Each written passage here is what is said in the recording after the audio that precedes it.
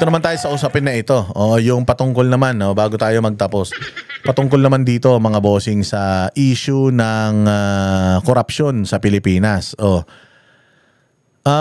Kung mapapansin ninyo, yung Senado, hindi sila nag-hearing-hearing. Wala ring plenaryo.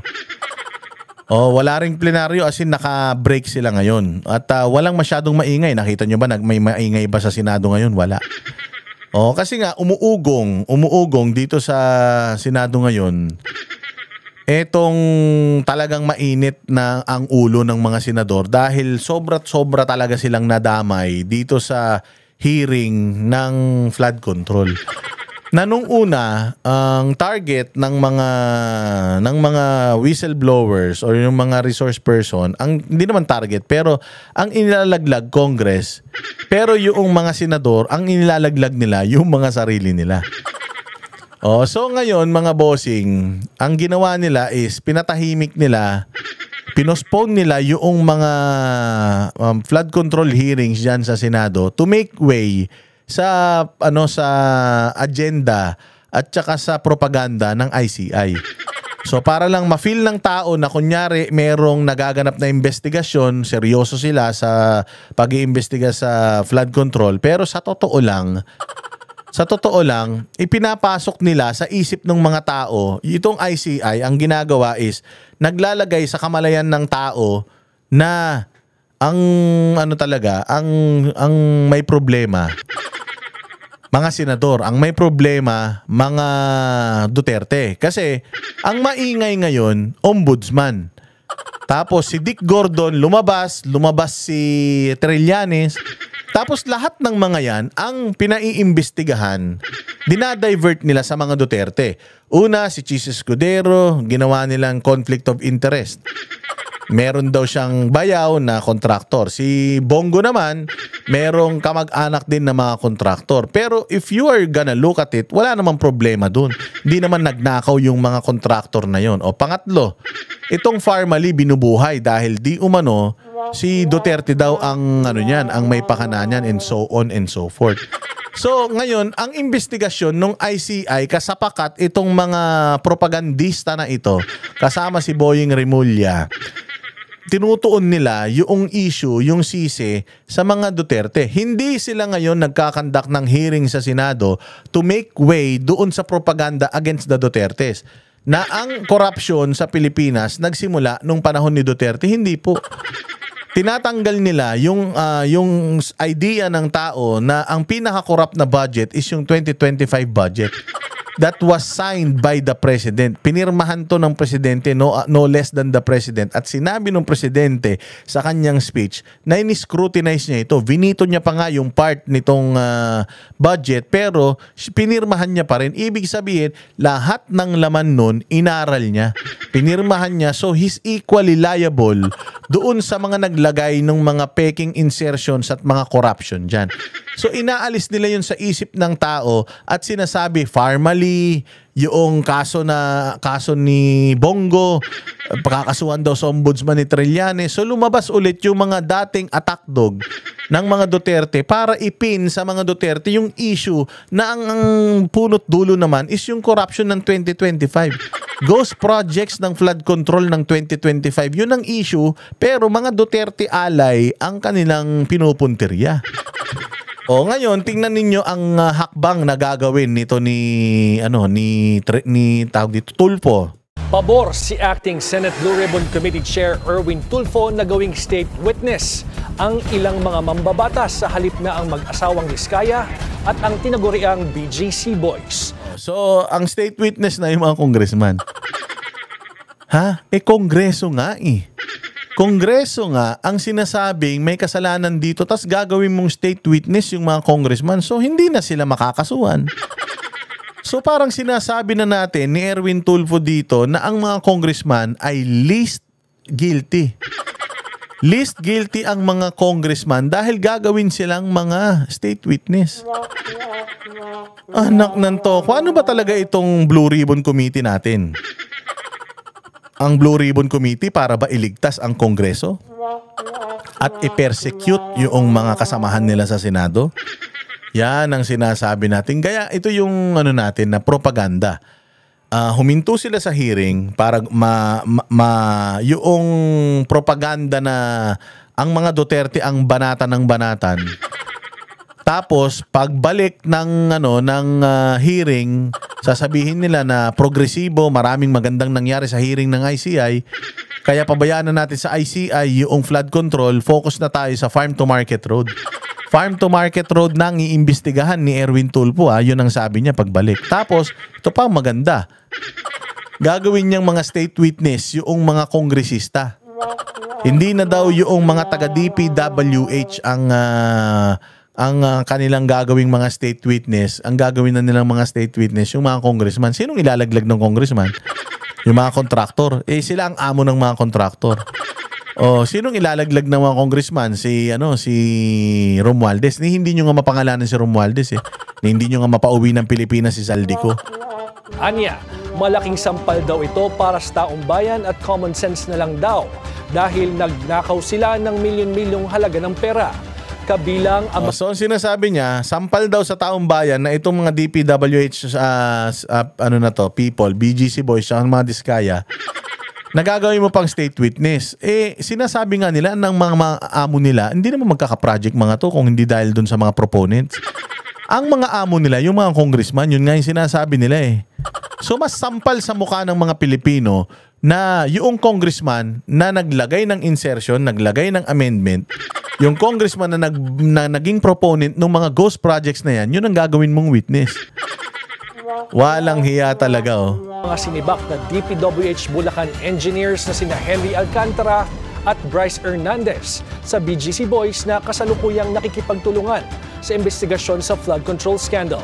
Ani Tulfo, mas maigi umanong pagsalitain ang mga mambabatas, lalo na kung handa naman silang magturo ng mga kasamahan nilang contractors. Contractors. Alam nyo kung sino yung mga contractor na ikaw, galing ka dyan galing kang congressman. Alam mo kung sino-sino yung mga yan. Pangalanan nyo na lang. Diyos ko naman. O mambabatas na kontratista rin. Una nang inihayag. Sinabi na nga nung mga nila Bryce na bumubuo sila ng milyon-milyon, daan-daan milyon, bilyon-bilyon para ibigay nila doon sa mga proponent Para ibigay di umano kay Martin Romualdez, dyan kay Zaldico, doon ka lang kasi umikot. Kung ano yung sinasabi nila, doon ka lang umikot. Iniiba nyo na naman, ginugulo nyo na naman Wala talagang mangyayari dito sa investigasyon na to. Puro diversionary tactics na lang talaga. Wala. Senate President Tito Soto, nakarapat dapat maging state witness ang kontratistang si Sally Santos ng Sims Construction dahil wala umano itong inilihim. Wala daw inilihim. Paano mo nalaman yun? Diyos ko naman. But anyways, ito nga ang problema natin dito sa issue ng flood control. Sila na mismo ang tawag dyan? Nagtatakipan sa mga sarili nila. At ito pa, isang balita, yung patungkol sa isinasampang kaso ni Trillanes. Ang tagal-tagal na niyang sinasampa yung kaso na yan. Ang tagal-tagal niya na binabanatan itong mga Duterte. Itong si Bongo at si Manscarpio, si Pulong Duterte. Hanggang ngayon, wala pa napapatunayan. Tapos ito ang ibinabalita ng mainstream media. Diyos ko talaga, wala na nagtitiwala talaga sa mainstream. Sabi niya, sabi ni Bongo, ito quote ko po siya, sabi ni Bongo, wala raw siyang kinalaman sa mga negosyo ng kanyang pamilya. Alam mo, hindi makakakuha ng 7 billion na proyekto ang tatay at kapatid niya kung hindi dahil sa impluwensya ng dating Pangulong Duterte. Di rin. Sabi daw ni Trillanes, ito ang ni Trillanes ang kanyang hindi daw makakuha ng ganung kalaking kontrata yung pamilya niya kung hindi dahil kay ano ka ba? Baka magaling lang talaga silang kontraktor. Baka maayos yung mga proyekto nila. Pag chinek mo yung mga projects nila, puro solido. Kaya siguro sila pinagkakatiwalaan. Ikaw, di ba, kontraktor din yung nanay mo? Si Trillanes, kontraktor din daw yung nanay niya ng mga uniform sa PMA, di ba? In-expose niya ni Pangulong Duterte noon. Sila Diskaya, mas malaki naman sa 7 billion yung nakuha nilang mga proyekto. Wala naman silang kamag-anak na senador. Meron silang alyado, si Sandro Marcos at saka si Romualdez at saka si Bongbong Marcos. Oh, bakit hindi yun ang silipin mo? Yung alliance ng mga Diskaya at saka ng mga Marcos, bilyon-bilyon din daw yung project na nakuha niyan sa Ilocos Norte na substandard. Oh, bakit si Bongo? At saka, let's say for example, ako, may kamag-anak nga akong negosyante. Bago pa ako mapasok sa politika, negosyo niya na yan. Dahil napasok ko sa politika, ipapasara ko yung kumpanya niya. Hindi naman pwede yun. Gago ka ba? Ba't ka tumakbo sa politika? Baga buhay mo, buhay ko. Matagal ko ng negosyo to eh. Matagal nang nangungontrata eh. Matagal na yung kumpanya na yan eh. Hindi pa man senador si Bongo eh. At saka, ganun kasi sila. Minsan, ituturo nila sa'yo yung gawain nila. O, tinan mo si Risa Ontiveros, linis-linisan. Yung malaman-laman natin, ang dami pala niyang insertion. Halagang 3 bilyon pala yung insertion niya. Hindi ba yun ang dapat na iimbestigahan natin? Si Mark Villar. Hoy, Mark Villar, kapal ng mukha mo, ang dami mo palang insertion. Visit ka, Mark Villar, galing ka pa naman sa tadyang ng mga Duterte, tapos putang inang yan. Isa ka pala sa pinakamalaking may insertion din. O, si Bongo, meron din siyang mga insertions and amendments. Pero nakita natin si Bongo, umiikot sa buong Pilipinas. Si Bongo, nakikita talaga natin na nagpapasinaya sa mga mega health centers. O, talagang yung malasakit center niya, napapakinabangan ng mga Pilipino. So, hindi mo pwede, itong mga pinagagawa ni Risa Ontiveros. Mantakin mo si Risa Ontiveros, ang advocacy niya, kababaihan, kabataan, tapos flood control project, yung mga insertion niya. Si Bongo, walang insertion na flood control. Oo, walang insertion ng flood control. May insertion siya, pero more on yung advocacy niya, which is health. Mantakin mo si Risa Ontiveros, may mga flood control, may mga tulay pa yata. Walang Diyo naman. Yun ang dapat na sinisilip natin. So ano po ang alam inyong nyo, reaction? siya po yung nag-issue ng 2018, 2021, 2024. Kung tutuusin, yung mga proyektong yan na nakuha nila, hindi po yan dahil sa aking impluensya. Negosyante po sila at tandaan po natin yung mga taon na kinumpute niya, sinama niya dyan. 2006 yata, 2007 hanggang 10 taon. Sabi ko nga, pwede ko bang palitan ng mga kamag-anak ko? Kung pwede ko lang pong palitan, papalitan ko po. Pero hindi ko na po magawa yan. Ang importante po, malinis ang aking konsensya. Nasa Pilipino na po yun. Kung mas naniniwala kayo sa pinagsasabi niya, kung sinabi ko po na hindi po ako nag-impluensya kahit kailanman at nakialam po. Sabi ko nga, hindi ko ginamit ang aking posisyon para bigyan sila ng pabor. At hindi po ako nakikinabang sa mga negosyo po nila. Nasa Pilipino na po kung sino po ang paniniwalaan niya. Minsan mas importante 'yun na tayo yung mga Pilipino na yung tumingin, yung mag-assess sino ba talaga yung mga paniniwalaan natin. Si Trillanes, paniniwalaan mo, Diyos ko naman. Si Tililing, paniniwalaan mo, anak ng tokwa naman. Wala namang ginawa yan sa bayang Pilipinas Hindi na nga pinaniniwalaan niya ng kapurit na mga butante ng Caloocan, tapos paniniwalaan niya yan. Kaya tinitira nila si Bongo, kaya tinitira nila si Cheese, tinitira nila si Robin. Dahil si Bongo, number 1 na senador. Si Robin Padilla, number 1 na senador. So, itong dalawang senador na ito, pwede itong maging mga presidente ng Pilipinas kasi they are equally as popular as the president. The votes na nakuha nila, kaya sila nag-number 1, they got the most votes ang Pilipino.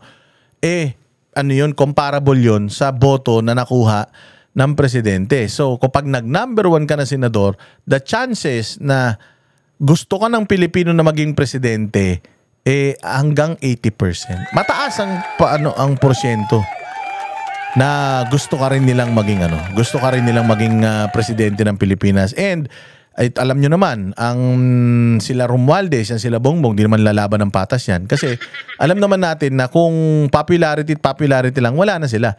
Tapos na yung kanilang yung chance nila, isa na lang yun. Yun, inubos na ni Marcos yun.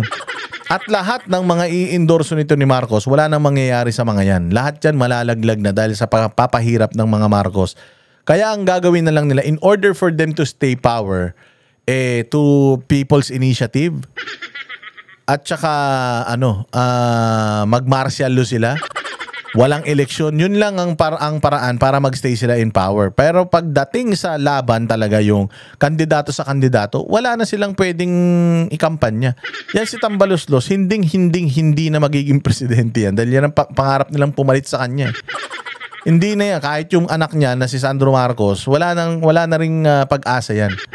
O hindi na rin, kahit senador, baka hindi na rin manalo yan dahil nga sa kahayupan ng mag-ama na yan eh. So kapag itinapat mo, sino man sa mga kupal na yan, kay Robin Padilla at saka dyan kay Bongo, delikado sila. Lalo pa kaya kay Inday Sara. Kaya nga, ini-eliminate nila yung mga possible na makakalaban nila sa 2028. Sino yan? Si Robin, si Bongo, si Chis Escudero, at saka si Inday Sara. Yun lang yan. I hope nag-enjoy kayo sa ating palatuntunan. Maraming salamat po sa inyong ang pagpatnubay. Mag-like, mag-share, mag-subscribe at mag-comment po para alam ng mga kababayan natin na kayo ay mga totoong tao. Magpupunta na po tayo sa Davao at tayo po ay maghahatid ng ayuda sa ating mga kababayan na nasa lantanan Lindol dyan sa Davao Oriental. Kita-kita po tayo dyan. Maraming salamat po sa mga nanood at maraming salamat din po sa mga nag-share. Mabuhay! Kami ang boses ng masa, hindi natatakot. Katotohanan lang, di kami nalulunod. Walang bahid ng sismis, lahat ay totoo. Kahit sino ka pa, pag mali ka babanatan ka. Walang pinipili kulay, wala kaming kinikilingan. Basta para sa bayan, kami lalaban. Pagdama palakpakan, pag mali banatan. Di matitinag, di matatakot, para sa bayan tuloy ang sigaw. Sa harap ng kamera, walang halong takot. Mga baluktot, lahat kayo'y tutumba. Ang hustisya at